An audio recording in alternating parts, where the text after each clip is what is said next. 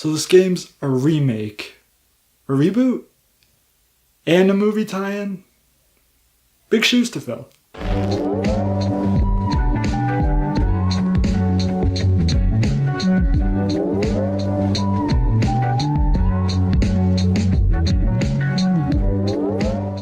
Acting is more of a reimagining than a reboot of the original PS2 title, as well as a direct adaptation for the upcoming film. Ratchet and Clank leaps back to the beginning of the franchise, reinvigorating the friendship between the lovable duo and retelling their first eccentric space adventure together. Continuing with the established formula of previous titles, Ratchet sports a bombastic arsenal of weapons, mowing down anything in sight while maneuvering through enemy fire. The action is fast, fluent, and more hectic than ever, with a constant flood of projectiles raining down like fireworks on the battlefield until there's nothing left standing. Okay, you're clear. In addition to this, there's a healthy dose of platforming, often utilizing gadgets to traverse the level, as well as light puzzle elements when you switch over to Clank, which, the less said about that, the better. While the gameplay is still fun and engaging, there are a few issues that I felt hamper the experience. Weapons are a key part in this series, and with each new installment we often get treated to a slew of new weapons to tinker around with. This time around, only one new weapon is introduced, and everything else is plucked from other games in the series. Turning enemies into an 8-bit mess with the pixelizer is one of the most inventive moments in the game, and makes me wonder what other crazy and quirky weapons could have emerged from the erratic minds of Insomniac. The experimentation and unpredictability of these weapons has always played a prominent role in the franchise, so it's especially disappointing to see the majority of weapons recycled from previous titles. And they're not even the good ones.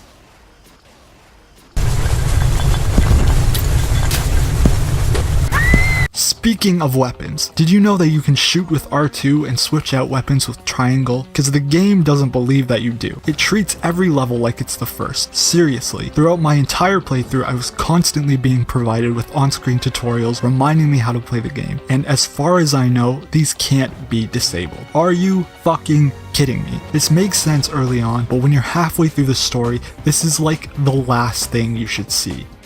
During gameplay, I don't mind if there's some dialogue amidst the action, maybe a little banter to lighten the mood in a heavy situation, but the devs got carried away with this. More often than not, someone is talking. Whether it's a character shouting out your objective, cracking a joke, or just being condescending, no one shuts up.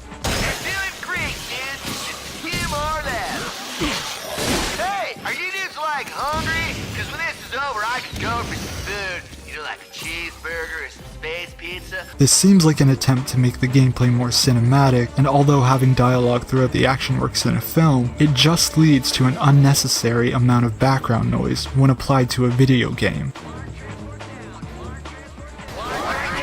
Being an adaptation of a film, Insomniac have translated the high-quality CG animated look of the movie to the game's art style, and with that, created one of the best-looking games on the PS4. This game looks gorgeous. The amount of personality and detail of each planet and character model is incredible, as well as all of the extra particle effects when weapons are firing, which adds a visual flair that really makes them all the more satisfying to use, and with the excellent sound design, enhances their catastrophic impact. To achieve visuals this pronounced, some concessions had to be made. Although the game runs at a 1080p resolution, the frame rate has been capped to 30 frames per second. This change is certainly noticeable, as the game doesn't run as smoothly as previous titles. However, it's never a major hindrance, since the frame rate manages to keep steady even in the most heated moments. Still, I would have much rather had a game that excelled in its performance rather than its visuals.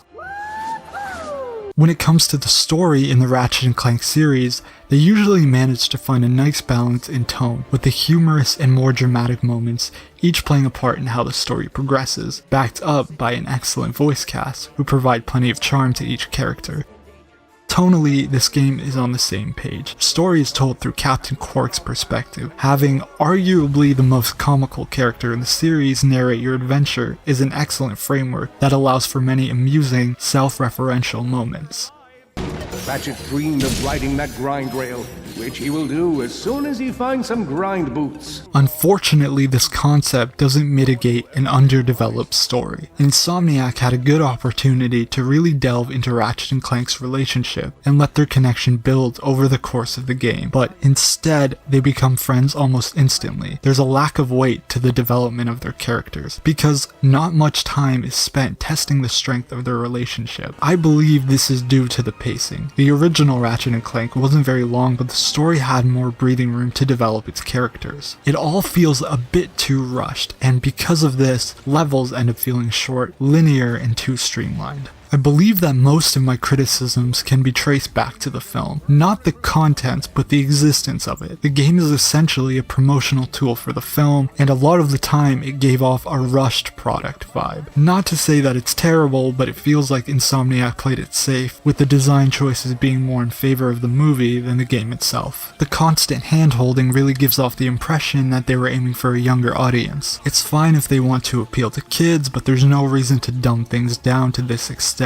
I don't think that anyone playing the game, regardless of age or experience with the franchise, wants to be bothered with tutorials throughout the entirety of the game. Do they really think we're that inept? The game's CG cutscenes are ripped straight from the film, and since the entire film can't be included in the game, a lot of corners had to be cut with the story. I can't say for sure since I have yet to watch the film, but most likely the deeper character moments were left out. If the game didn't have to stick so close to its counterpart, then the developers would have more room to further explore these characters. This has been proven with previous titles, but it's especially lacking with this installment. A lot of these design choices hinder what could have been a top-notch entry in the series. With the recycled weapons and underdeveloped narrative, I get the impression that Ratchet and Clank was quickly assembled to be released in conjunction with the film. I can't help but feel that it's more of an accessory meant to complement the movie rather than being a fully fleshed out experience. Don't get me wrong, I don't hate Ratchet and Clank. Despite my grievances, I think the core gameplay is great and it's still an enjoyable game. Anything with this amount of polish is difficult to completely devalue, but the series has offered better games and will hopefully continue to in the future. Not bad for a rookie. Looking at Ratchet and Clank as a remake or just another game in the series, it does an adequate job of modernizing the original, but it ultimately ends up being a little too unrefined in some areas. Not quite the reimagining I was hoping for, although I do think it's still a fun and satisfying action game that makes for a pretty good starting point for newcomers to the franchise. This wouldn't exactly be the first game in the series I would recommend, but you could do much worse. If I were to give Ratchet and Clank a score, I would give it, let's go again! But no more after this. So now you know my thoughts. If you played Ratchet and Clank, did you enjoy it? And are you looking forward to the upcoming movie? Oh, and by the way, if for whatever reason you forgot how to subscribe, I'll keep reminding you until you understand. Thank you so much for watching, and I will catch you on the flip side.